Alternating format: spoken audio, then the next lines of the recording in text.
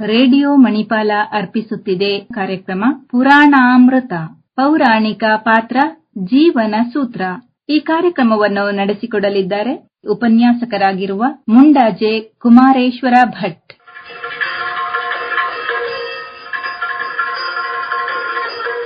ಮಾನ್ಯ ಕೇಳುಗರಿಗೆಲ್ಲ ಮನದಾಳದ ನಮನ. ಪುರಾಣಾಮೃತದ 142ನೆಯ ಮಾಲಿಕೆ ಹಾಗೂ ಶ್ರೀದೇವಿ ಲೀಲೆಯ ಶ್ರೀ ಮಂದಾರ್ತಿ ಸ್ಥಳ ಪುರಾಣದ 3ನೆಯ ಭಾಗದಲ್ಲಿ ನಾವಿದ್ದೇವೆ. ದುರ್ಗಾಷ್ಟಕಂನ ಆರಂಭದ ಚರಣಗಳೊಂದಿಗೆ ಇವತ್ತಿನ ವಿಚಾರ ನೋಡಲು ಅನುವಾಗೋಣ. ಕಾತ್ಯಾಯನಿ ಮಹಾಮಾಯೇ ಖಡ್ಗಬಾಣ ಧನುರ್ಧರೇ ಖಡ್ಗಧಾರಿಣಿ ಚಂಡೀ ದುರ್ಗಾದೇವಿ ನಮೋಸ್ತುತೇ. ಕತ್ತಿಯನ್ನು ಕರದಲ್ಲಿ ಧರಿಸಿ ಬಿಲ್ಲು ಹಾಗೂ ಶರಗಳನ್ನು ಹಿಡಿದ ಮಹಾಶಕ್ತಿ ಸಂಪನ್ನೆಯಾದ ಮಾಯಾ ಸ್ವರೂಪಿಣಿಯಾದ ಚಂಡಿಕೆಗೆ ದುರ್ಗೆಗೆ ಶಿರಬಾಗುವೆನು.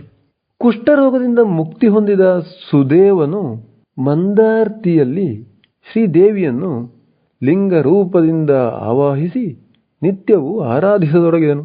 ಇತ್ತ ರಾಜ್ಯ ವಂಚಿತನಾದ ದೇವವರ್ಮನು ತಾನು ರಕ್ಷಿಸಿದ ನಾಗಿಣಿಗಳು ಇದುವರೆವಿಗೆ ನನಗೆ ಯಾವ ಸಹಾಯವನ್ನು ಮಾಡಲಿಲ್ಲವಲ್ಲ ಎಂದು ಕಳವಳಿಸಿದನು. ಈ ಸಂದರ್ಭದಲ್ಲೇ ಒಂದು ರಾತ್ರಿ ಸ್ವಪ್ನದಲ್ಲಿ ಗೋಚರಿಸಿದ ನಾಗಿಣಿಯರು ಪದಚ್ಯುತ ರಾಜನಿಗೆ, ಹೇ ರಾಜನ್, ಕೃತಜ್ಞರು ನಾವಲ್ಲ, ಆದರೆ ಸರಿಯಾದ ಕಾಲ ಯೋಗ ಕೂಡಿ ಬರಲು ಕಾಯುತ್ತಿದ್ದೆವು. ನಾಳೆಯೇ ನೀನು ಹೇಮಾದ್ರಿಪುರವೆಂಬ ರಾಜ್ಯಕ್ಕೆ ತೆರಳು. ಆ ರಾಜ್ಯದ ಅರಸನ ಒಬ್ಬಳೇ ಮಗಳಿಗೆ ನಾವು ಕಚ್ಚುವೆವು, ಹಾಗೆಂದು ಕೊಲ್ಲುವುದಿಲ್ಲ. ಮರಣಶಯ್ಯೆಯಲ್ಲಿರುವ ರಾಜಕುವರಿಯನ್ನು ಬದುಕಿಸಲು ಕೇಳಿದ್ದನ್ನು ಕೊಡುವೆನೆಂದು ರಾಜನು ಡಂಗುರ ಸಾರಿಸುವನು. ನೀನು ನೇರ ಅಲ್ಲಿಗೆ ಹೋಗಿ ಯುವರಾಣಿಯನ್ನು ಬದುಕಿಸುವೆನೆಂದು ರಾಜನಿಗೆ ಧೈರ್ಯ ಹೇಳು. ನಿನ್ನಿಂದ ಸಾಧ್ಯವಾಗುವಂತೆ ನಾವು ಅನುಗ್ರಹಿಸುತ್ತೇವೆ. ಮಾಡಬೇಕಾದುದಿಷ್ಟೇ. ಹುತ್ತದ ಮೃತ್ತಿಕೆಯನ್ನು ಲೇಪಿಸುತ್ತಾ 3 ದಿನ ಯಾವುದಾದರೂ ಗಿಡದ ಸಮೂಲವನ್ನು ತಂದು ಅರೆದು ಕುಡಿಸು. ನಮ್ಮ ಪ್ರಭಾವದಿಂದ ವಿಷವೇರಿದ ರಾಜಕುವರಿ ಮತ್ತೆ ನಮ್ಮದೇ ಪ್ರಭಾವದಿಂದ ಮೊದಲಿನಂತಾಗುವಳು. ಆಗ ನೀನು ಅವಳನ್ನು ರಾಜ್ಯವನ್ನು ನಿನಗೆ ಧಾರೆ ಏರಲು ಹೇಳಬೇಕು. ಆ ರಾಜನು ಮಾತಿಗೆ ತಪ್ಪುವವನಲ್ಲ ಎಂದರು. ಅಂದಹಾಗೆ ಶ್ರೋತೃಗಳೇ, ಸಮೂಲವೆಂದರೆ ನಮ್ಮ ಪಾರಂಪರಿಕ ಚಿಕಿತ್ಸಾ ವಿಧಾನ ಆಯುರ್ವೇದದಲ್ಲಿ ಒಂದು ಸಸ್ಯದ ಬೇರು, ಕಾಂಡ, ಎಲೆ, ಹೂ ಹಾಗೂ ಬೀಜ ಎಂಬ 5 ಭಾಗಗಳು.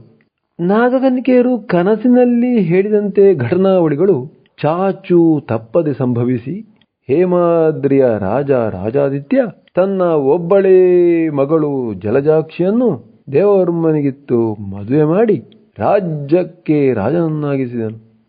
ಆದರೆ ದೇವವರ್ಮನ ಸಂತಸ ಹೆಚ್ಚು ಕಾಲ ಹಾಗೇ ಇರಲಿಲ್ಲ.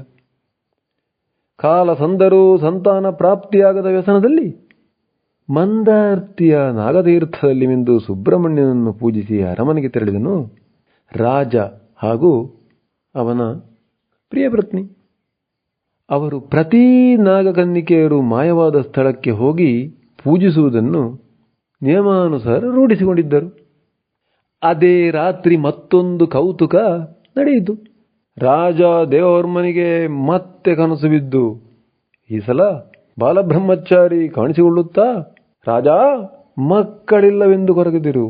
ಇಂದು ಭೇಟಿ ನೀಡಿದ ಮಂದಾರ್ತಿಯಲ್ಲಿ ಮುನಿಯಿಂದ ಅರ್ಚಿಸಲ್ಪಡುತ್ತಿರುವ ದುರ್ಗಾ ಪರಮೇಶ್ವರಿಯನ್ನು ಜನಸಾಮಾನ್ಯರು ಪೂಜಿಸಲು ಅನುಕೂಲವಾಗುವಂತೆ ವಿಗ್ರಹದ ರೂಪ ನೀಡಬೇಕಾಗಿದೆ. ವಾರಾಹಿ ನದಿಯಲ್ಲಿ ದುರ್ಗಾ ಪರಮೇಶ್ವರಿ ವಿಗ್ರಹವಿದೆ. ಅದನ್ನು ತಂದು ಮಂದಾರ್ತಿಯಲ್ಲಿ ಮುನಿ ನೆಲೆಸಿರುವಲ್ಲಿ ಪ್ರತಿಷ್ಠಾಪಿಸಿ ದೇವಾಲಯ ಕಟ್ಟಿಸು.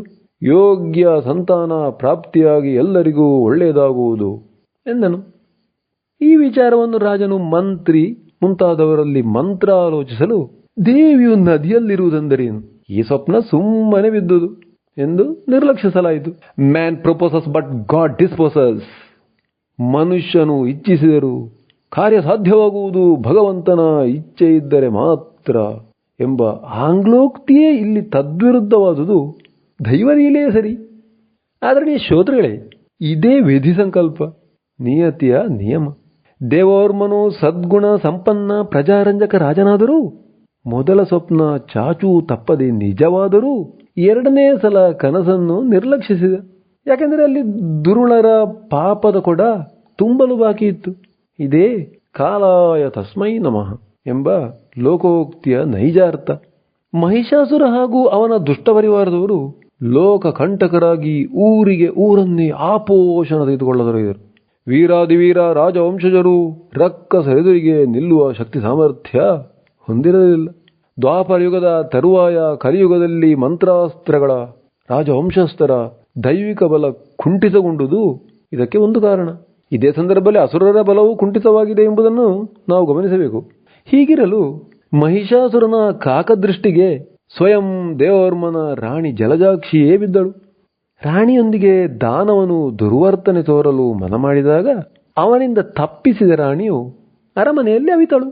ಆದರೆ ದೈತ್ಯ ಶಕ್ತಿ ಎದುರು ರಾಜನ ಸೇನೆ ಸೋತುದರಿಂದ ಅಪಾಯ ಗ್ರಹಿಸಿದ ದೇವವರ್ಮನು ದೈತ್ಯ ಶಕ್ತಿಯ ಇದಿರು ಮಾನವ ಶಕ್ತಿಯ ಬದಲಿಗೆ ದೈವೀ ಶಕ್ತಿಯೇ ಔಷಧಿ ಎಂದು ನೇರ ಮಂದಾರ್ತಿಗೆ ಬಂದು ಸುದೇವ ಮುನಿಯಲ್ಲಿ ಆಶ್ರಯ ಬೆಳೆದನು. ರಾಜರಾಣಿಯರ ದುರವಸ್ಥೆ ನೋಡಿ ತಿಳಿದ ಋಷಿ, ಚಿಂತಿಸದಿರಿ, ಶ್ರೀದೇವಿಯನ್ನೇ ಧ್ಯಾನಿಸುತ್ತಾ ಇಲ್ಲೇ ಇರಿ, ಏಳಿಗೆಯಾಗುವುದು ಎಂದನು. ಇತ್ತ ಅರಮನೆಗೆ ದಾಂಗುಡಿ ಇಟ್ಟ ನಂತರ ರಾಣಿ ಮಂದಾರ್ತಿಯಲ್ಲಿರುವುದು ತಿಳಿದ ಮಹಿಷನು ರಾಣಿಯನ್ನು ತನಗೊಪ್ಪಿಸುವಂತೆ ಋಷಿಗೆ ಹೇಳಿ ಕಳುಹಿಸಿದನು. ದೇಹಿ ಎಂದ ಸದ್ಧರ್ಮಿಗಳಿಗೆ ನಾಸ್ತಿ ಎನ್ನುವುದು ದೇವಿ ಕ್ಷೇತ್ರದಲ್ಲಿರುವ ನನ್ನ ಜಾಯಮಾನವಲ್ಲ, ಮಾತ್ರವಲ್ಲ ನಿನ್ನ ಅಧರ್ಮದ ಹಾದಿಯನ್ನು ಬಿಡು ಎಂದು ಕಟುವಾಗಿ ಉತ್ತರಿಸಿದನು ಸುದೇವ ಮುನಿ. ಕಾಮ ತುರಾಣಂ ನ ಭಯಂ ನ ಲಜ್ಜ ಎಂಬ ಆರ್ಷ ವಾಕ್ಯದಂತೆ ಅಪಮಾನಿತನಾದ ಕಾಮಾಂಧನಾದ ಮಹಿಷನು ಮುನಿಯ ವಿರುದ್ಧ ಕಿಡಿಕಿಡಿಯಾದನು. ಮಾತ್ರವಲ್ಲ, ವಿಶೇಷ ಬಲದ ಸೇನಾಪತಿ ಮಹೋದರನನ್ನು ಮುನಿಯನ್ನು ಕೊಂದು ರಾಣಿಯನ್ನು ಎಳೆದು ತರಲು ಆಜ್ಞೆ ಮಾಡಿ ಕಳುಹಿಸಿದನು ಮಂದಾರ್ತಿಗೆ. ಹಾಗಾದರೆ ಮುಂದೆ ಏನಾಯಿತು ಮಂದಾರ್ತಿಯಲ್ಲಿ? ಮುಂದಿನ ವಾರ ಭಗವದಿಚ್ಛೆ ತಿಳಿಯುತ್ತದೆ. ಓಂ ಶ್ರೀರಾಮಾಯ ನಮಃ. ಲೋಕ ಸಮಸ್ತ ಸುಖಿನೋ ಭವಂತು.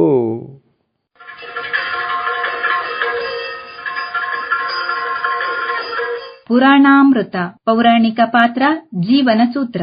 ಈ ಕಾರ್ಯಕ್ರಮವನ್ನು ನಡೆಸಿಕೊಟ್ಟವರು ಉಪನ್ಯಾಸಕರಾಗಿರುವ ಮುಂಡಾಜೆ ಕುಮಾರೇಶ್ವರ ಭಟ್.